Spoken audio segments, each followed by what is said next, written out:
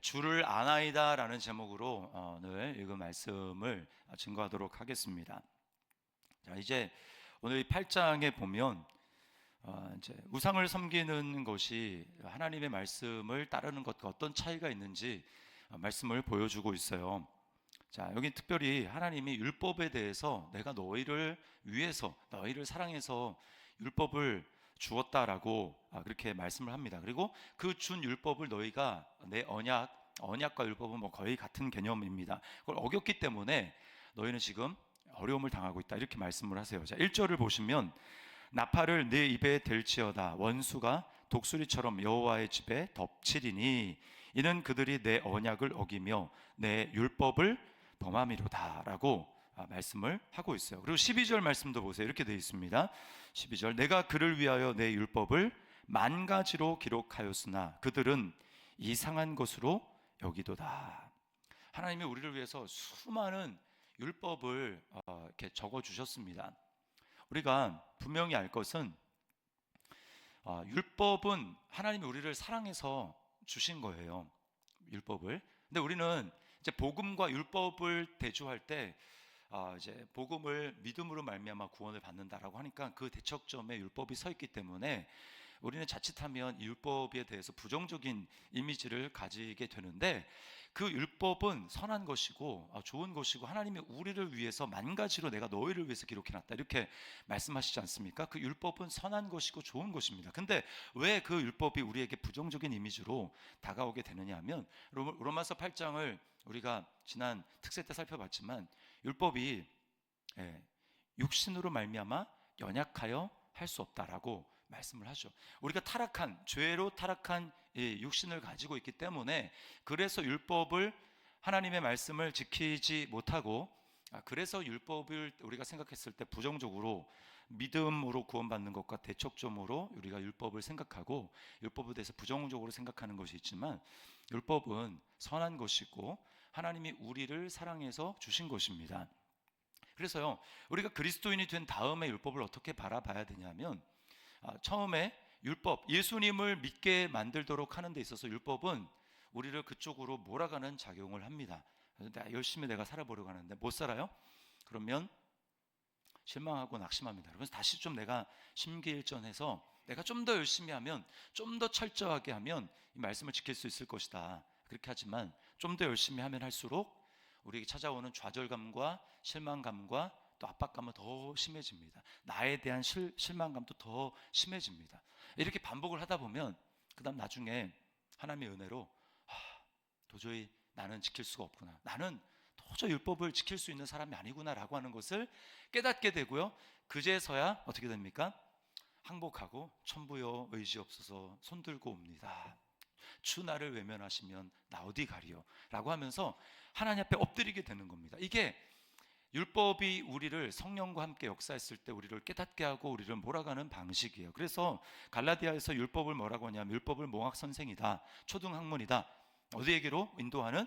그리스도에게로 인도하는 초등학문이라는 거예요. 자, 그러면 율법에 이제 칼빈에 의하면 율법에 몇 가지 이제 기능이 있습니다. 근데 그리스도가 율법을 완전히 이루셨다라고 했을 때, 그래서 더 이상 율법은 철폐되고 더 이상 우리는 율법을 지킬 필요가 없다라고 말할 때, 그 율법의 여러 가지 중에서 의식적인 기능입니다. 재래, 의식적인.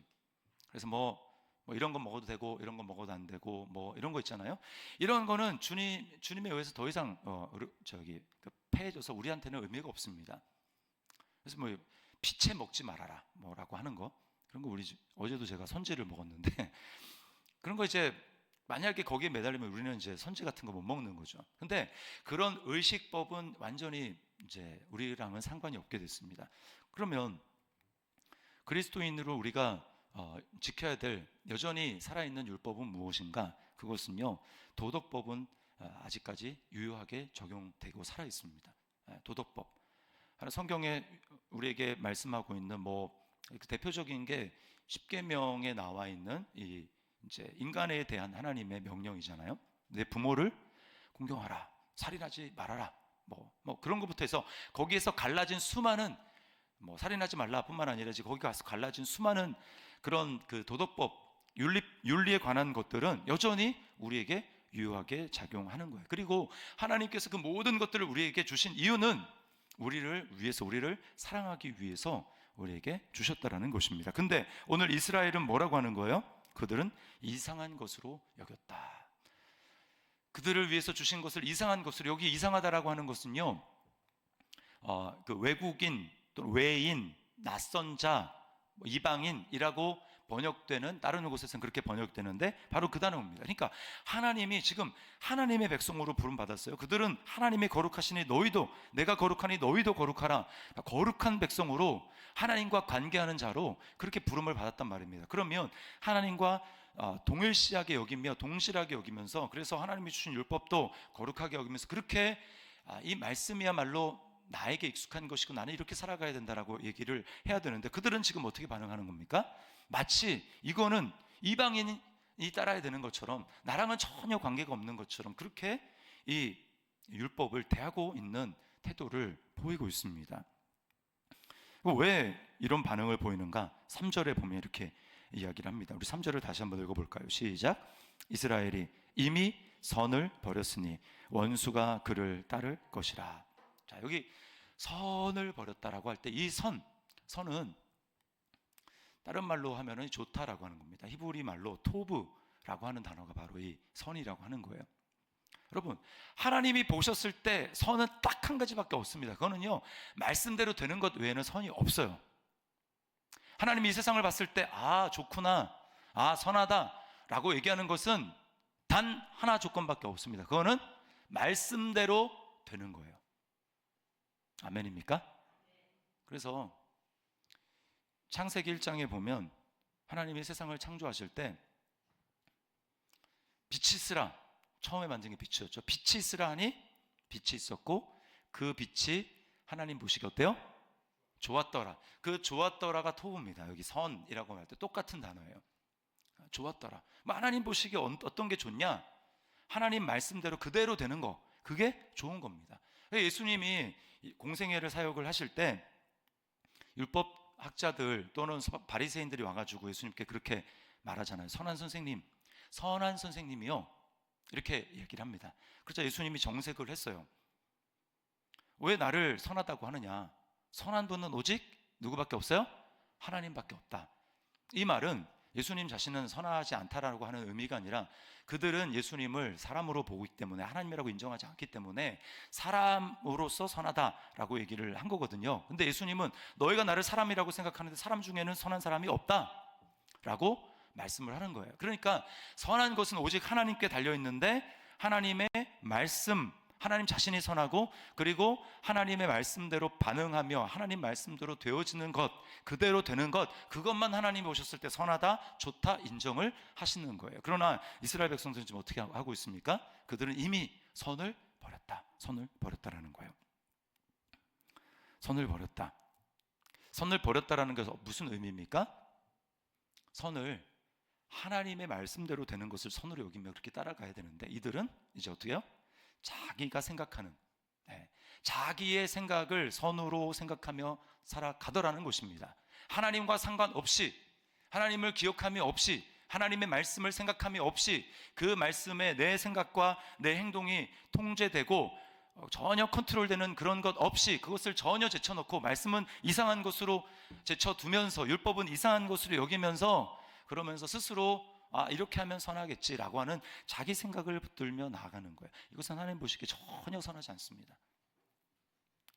이게 바로 선악을 알게 하는 나무의 열매를 따먹은 인간이 가지고 있는 모든 생각입니다.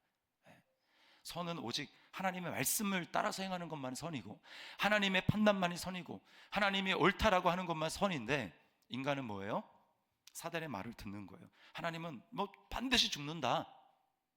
근데 사단은 뭐예요? 안 죽어. 정반대되죠. 그 하나님의 말씀과 판단과 정반대되는 그 말씀을 딱 듣고 나서 바라보면 어떻습니까? 거기서 자기 생각이 들어가기 시작하는 거예요. 바라봤는데 안 죽을 것 같은데? 지혜롭게 할 것 같은데? 너무 탐스러운데? 나한테 엄청나게 유익될 것 같은데? 그런 생각이 딱 드는 겁니다. 그래서 다 먹은 거죠. 그 다음부터는 뭡니까? 인간이 모든 것 선악을 자기가 판단하는 거예요. 하나님 말씀을 버리고, 하나님은 뭐라고 말씀하면 상관없고, 그건 나랑 상관없고, 근데 내가 보기에 안 좋아, 이렇게 되는 겁니다. 이게 이스라엘의 지금 실상이라고 하는 거예요. 결국 뭡니까? 선악을 내가 생각하기에 내가 감정대로 보기 좋은 대로 내 경험해 보니까 안 좋네 라고 하는 것은 결국 판단의 주체가 내가 되어서 선악을 내가 판단하겠다 라고 하는 겁니다. 그러니까 다 판단해요.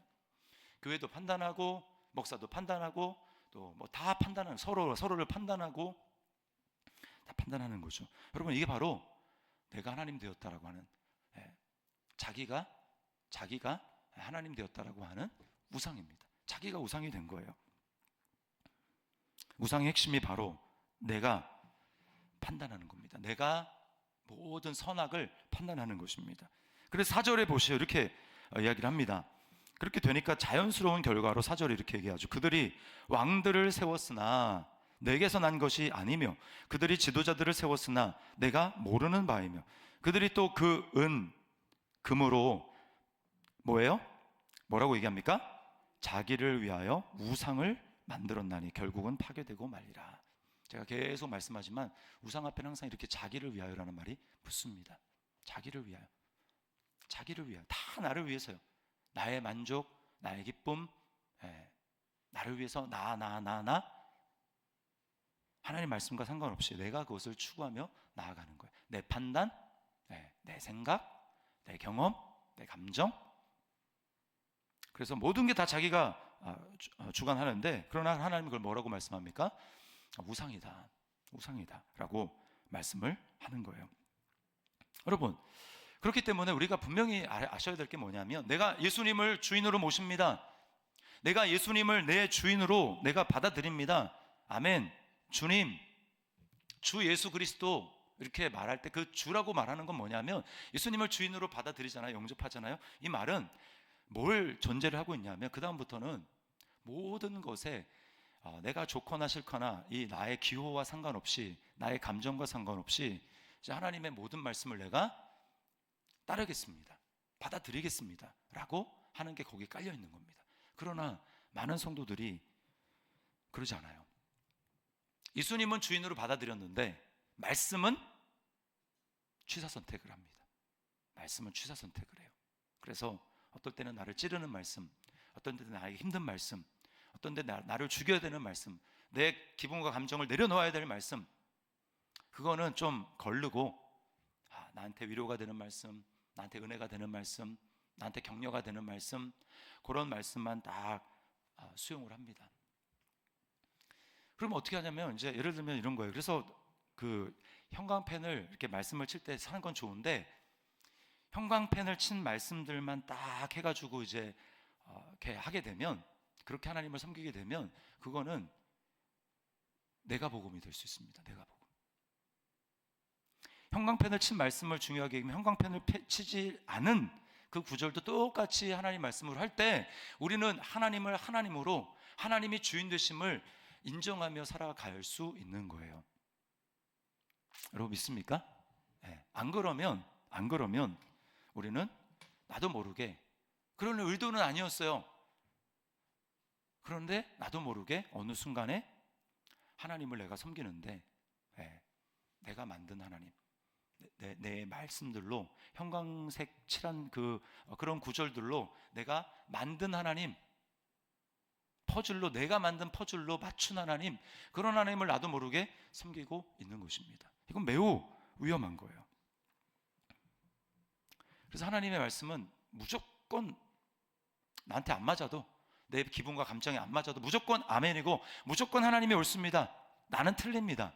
여러분, 이것이 바로 예수님을 주로 고백하며 나아가야 될 사람인 줄 믿습니다. 이스라엘은 그러지 못했어요. 버렸습니다. 하나님 말씀 버리고, 선도 버리고, 그리고 자기를 위해서 그렇게 했다라는 것입니다. 입맛대로 하나님을 만들었어요. 자, 그런데 그렇게 한 결과가 뭐냐? 자, 7절 말씀을 보십시오. 7절. 자, 7절을 우리 같이 한번 읽어볼까요? 시작. 그들이 바람을 심고 광풍을 거둘 것이라. 심은 것이 줄기가 없으며 이삭은 열매를 맺지 못할 것이요 혹시 맺을지라도 이방 사람이 삼키리라. 네, 여러분 그게 뭐냐? 바람. 바람을 잡을 수 있어요? 바람 못 잡아요.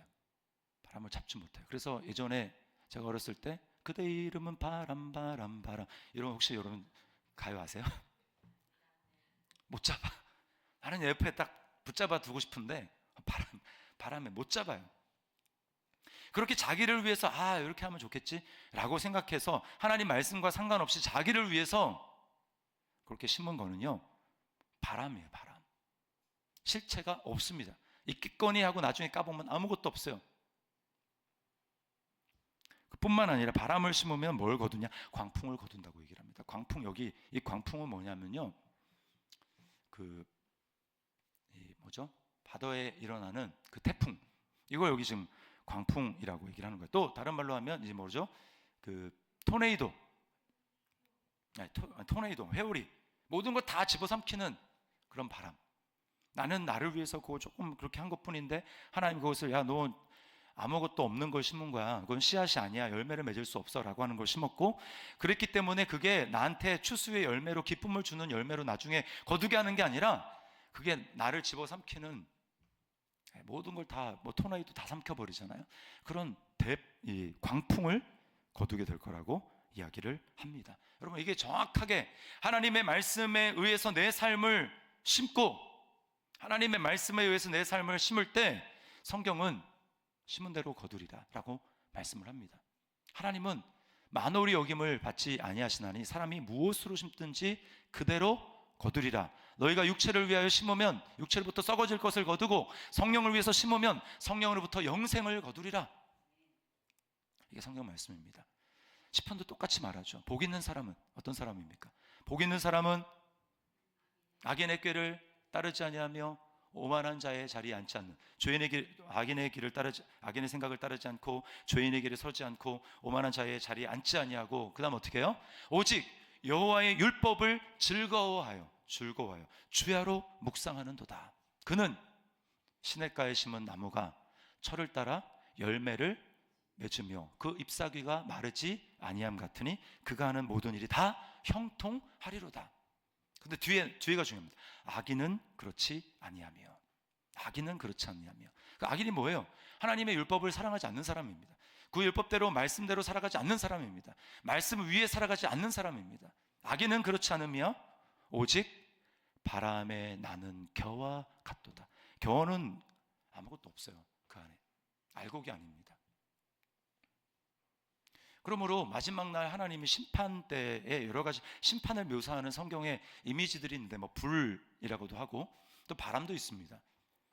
예수님이 타작마당을 정결하게 하신다고 말씀을 해요. 그래서 자기 타작마당에 이제 알곡과 가라지를 그냥 같이 두라고 얘기를 합니다. 제자들이 보고 이게 어느새 이렇게 우리가 그 씨를 심었는데 이렇게 가라지가 났습니다. 선생님, 이 가라지를 뽑아버릴까요? 그러니까 돌아.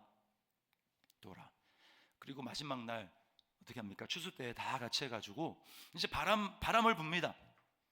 키질을 합니다. 그리고 바람을 불어요. 그러면 그 알곡이 꽉 차 있기 때문에, 이삭이 꽉 찬 그 알곡은 무겁습니다. 그러면 바람이 딱 불면 이렇게 딱 키질을 하면 그대로 그 밑에 떨어지는 거예요. 근데 그 알곡이 없는 그 안에 쭉정이 겨는 어떻습니까? 바람이 불면 다 밖으로 나갑니다. 그럼 어떻게 하는 거예요? 키질을 계속 하면서 남아있는 거기 알곡만 모아서 곳간에 들이고, 가라지는 어떻게 해요? 모아서 불에 던져 사르는 것. 여러분, 이게 바로 복 있는 사람과 죄인, 오만한 자, 그리고 그런 사람들의 극명하게 갈리는 차이입니다. 우리가 분명히 기억할, 그래서 하나님이요 사랑하는 사람들의 고난을 주시는 이유는 뭐냐면, 이게 마지막 날에 그런 일이 닥치면 안 되기 때문에 하나님이 미리 고난을 줘서 내가 바람으로 심은 거는 하나도 거두는 게 없네, 이거는 오히려 나한테 광풍으로 그냥 완전 날 집어삼키는 거네 라고 해서 고난을 통해서 하나님이 그거를 깨닫게 하시는 거예요.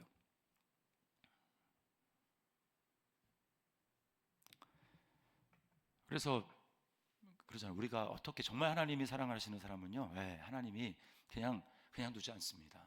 고난을 주고 고난을 줘서라도 잠깐 이 세상에 바람을 심어서 인생을 영원히 후회하는 그런 일을 하지 않도록 하기 위해서 하나님은 때때로 우리에게 깨닫게 하시는 거예요. 하나님 사랑하시기 때문에 그렇게 하는 겁니다. 자, 그럼 우리는 어떻게 살아야 합니까? 자, 2절 말씀에 보시면 이렇게 얘기합니다. 우리 같이 한번 2절을 읽어보겠습니다. 시작. 그들이 장차 내게 부르짖기를 나의 하나님이여 우리 이스라엘이 주를 아나이다 하리라. 아멘. 하나님을 아는 그런 삶, 이 호세아서의 주제 중에 하나가 바로 그겁니다. 여호와를 알자. 여호와를 내 백성이 나를 아는 지식이 없으므로 망하는도다. 살고 죽느냐가 뭐에 달리냐? 하나님을 아느냐 알지 못하느냐. 근데 여기서 안다라고 하는 거는 야다예요. 야다. 제가 지난번에도 말씀을 드렸지만 야다는 뭐냐? 이거는 부부가 함께 잠자리를 같이 함으로 아는 겁니다. 그래서 이 사람은 여기에 점이 있네 이런 거 남들에게 보이지 않는데 엉덩이에 뭐 점이 있다 이런 게 이제 남들은 절대 모르는 거예요. 그러니까 하나님을 그렇게 아는 거죠. 하나님을 그냥 하나님에 대해서 아는 것이 아니라 그런 알면요 힘이 없습니다. 남들에게 강력하게 증거하지 못해요. 그래서 맨날 카더라밖에 할 수 없습니다. 우리 목사님이 그러는데 우리 순자님이 그러는데 뭐 그렇다던데 위에 우리는 절대로 우리 인생을 힘있게 세워두고 걸어갈 수 없어요. 바로 나의 하나님을 알아야 되고 하나님에 대해서 아는 그 지식이 아니라 하나님 자신을 알아야 될 줄 믿습니다. 네, 하나님 자신을 알아야 돼요. 하나님을 알기 위해서 우리는 영으로 하나님과 교제해야 합니다. 우리 안에 영으로 하나님과 교제해야 돼요. 그리고 그러기 위해서는 반드시 우리 영이 새로 태어나야 됩니다. 거듭나야 돼요.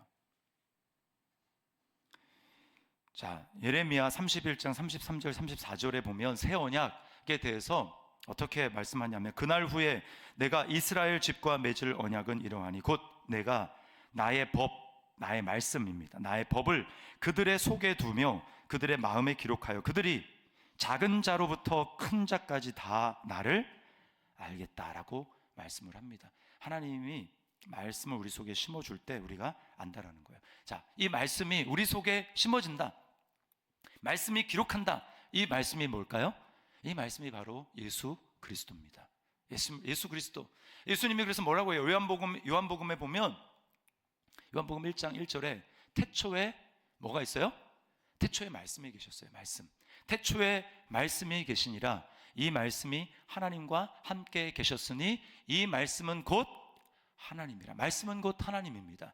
그런데 이 태초에 계셨던 이 말씀, 하나님이셨던 이 말씀이 어떻게 해요? 그냥 가만히 있지 않고 14절에 보면 그 말씀이 육신이 되어 몸을 입고 육신이 되어 우리 가운데 거하심에 우리가 그 영광을 보니 아버지의 독생자의 영광이요 은혜와 진리가 충만하더라 라고 얘기를 하죠.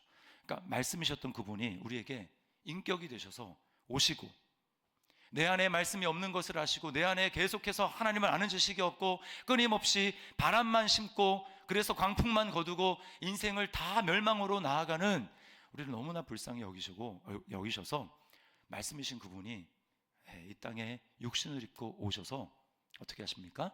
우리 안에 거하시기 위해서 하신 일이 바로 죽으신 거예요.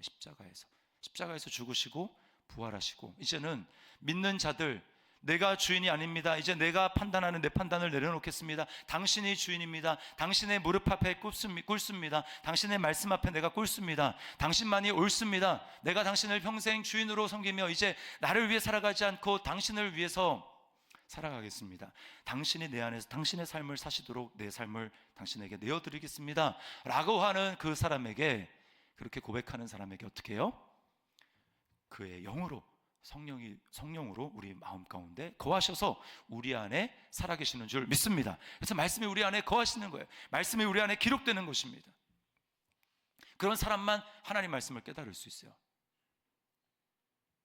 그 전까지는 그냥 지식입니다. 그럴 때 하나님 말씀이 우리 속에 기록되기 시작하는 거예요. 말씀을 딱 볼 때 이게 나에게 어떻게 살아야 될지 보이는 거예요. 그리고 어떻게 살아가야 될지 알게 되는 겁니다. 그 전까지는 지식이에요, 지식. 그리고 그렇게 여기면서 이것만 생명이다, 이것만 붙들어야 되겠다라고 살면서 나아가게 될 때 그 말씀이 우리에게 역사하기 시작하는 것입니다. 자, 우리 성경 한 구절만 찾아볼게요. 고린도후서, 신약 고린도후서 4장 6절 말씀, 고린도후서 4장 6절 말씀을 보겠습니다.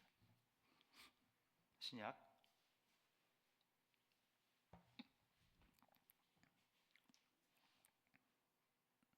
자, 같이 한번 읽어보겠습니다. 시작.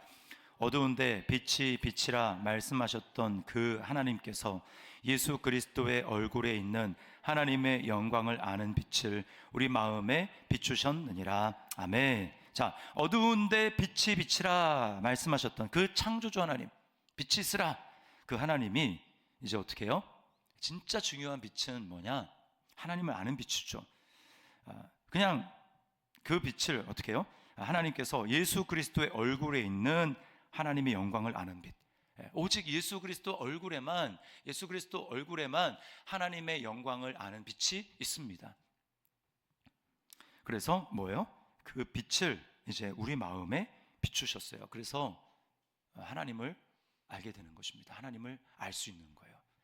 이 사람만 하나님을 알 수 있습니다. 오직 예수 그리스도를 통해서 예수 그리스도 얼굴에만 하나님의 영광을 아는 빛이 있어요. 그렇기 때문에 예수님을 영접해서 예수 그리스도가 내 안에, 그 그리스도 영이 내 안에 오시면 하나님의 영광을 아는 빛이 있기 때문에 우리가 하나님을 진짜로 알게 되는 것입니다. 믿습니까? 이게 바로 구원받은 자가 누리는 특권이죠. 그러니까 이스라엘 백성들이 고백하기를 우리가 장차 주를 알리이다 라고 하는 것은 바로 예수 그리스도 안에서 이루어지게 된 것이고, 바로 예수님을 믿는 저와 여러분을 통해서 이루어진 것을 여러분 믿으시기를 바랍니다. 그러므로 이제 우리가 어떻게 살아야 돼요? 하나님을 알면서 살아가야 되는 겁니다. 하나님을 알아가는 삶을 살아가야 되는 거예요. 하나님 알아가는 방법은 말씀에 순종하는 것 외에는 없습니다. 요한복음 14장 21절에 말씀하십니다. 나의 계명을 지키는 자라야 나를 사랑하는 자니. 나의 계명을 아는 자가 아니라, 머리로 아는 자가 아니라 나의 계명을 지키는 자, 나를 사랑하는 자니. 나를 사랑하는 자는 내 아버지께 사랑을 받을 것이요 나도 그를 사랑하여 그에게 나를 나타내리라. 이게 아는 겁니다. 주님이 나타나셔야 돼요. 내 삶 가운데 하나님의 살아계심이 드러나야 되는 것입니다. 그것은 내가 죽고 내 생각을 내려놓고 내 좁은 판단을 내려놓고 내 감정과 내 경험을 내려놓고 하나님의 말씀이 그러면 그런 줄을 알고 오직 하나님의 말씀에 내 뜻을 꺾어서 예수님처럼 그렇게 살아가게 될 때 하나님의 사랑을 실제적으로 경험하고 누리고요. 그리고 예수님의 임재가 그 사람의 속에 나타나는 겁니다. 야, 저 사람은 하나님과 함께 살아가는구나. 하나님이 저 사람 삶 가운데 있구나 라고 하는 것을 알게 되는 거예요. 이 사람이 하나님을 아는 사람입니다. 우리 하나님을 아는 삶을 살아갑시다.